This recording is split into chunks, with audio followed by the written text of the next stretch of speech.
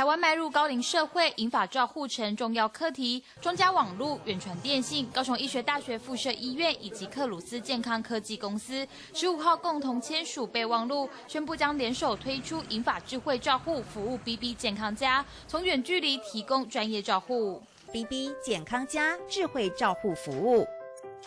我们提供居家量测服务，方便您掌握每天的血糖和血压指数。其实是结合系统台、电信业者、医院。那这个的特别是我们同时高医全国首创结合远距照护中心在一起。那这个如果继续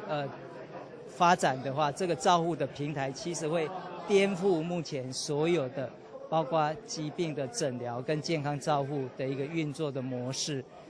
以电视通路及云端科技串联，再结合高医的医疗资源，搭配远距健康照护，不仅有专业照护团队的健康追踪管理，还能够透过电视挂号，希望让长辈在家中就能轻松完成自我健康管理。手机的功能越来越多，越来越复杂。那最简单的事情还是电视，那也是长者最习惯的工具。那透过这样的一个工具呢，它可以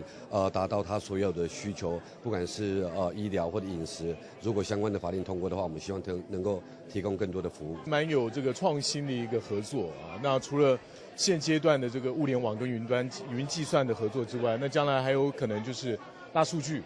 跟这个人工智慧，真正实现这个医疗无距离。企业用最有温度的方式关心长辈，回馈社会，快速搭起一个绵密的关怀网，让银发族的照顾不再成为社会难题。我们的长辈只要透过我们的遥控器，在这家里面，他可以看到相关的一个卫教资料以外呢，那在整个看诊的部分、卫教宣导的部分，都可以在这里面获得的一个在家有温度的一个服务。这4个单位，他们如果有医院的话，然后透过社会局这样的一个平台，然后让长辈更多受到注意，特别是他们健康有被关注到，我想这都是我们大家的愿望。未来的价值应用可以变成一种跨产业、跨终端所谓 device 这一部分，所以不只可以在家庭，也可以家里的电视，甚至于也可以透过手机来提供一些医疗的信息。BB 健康家未来将分阶段上线，从慢性病照护到长期照护服务，最后从远距医疗照护串起一条龙的服务，希望将智慧照护真正融入到每位长辈的日常生活中。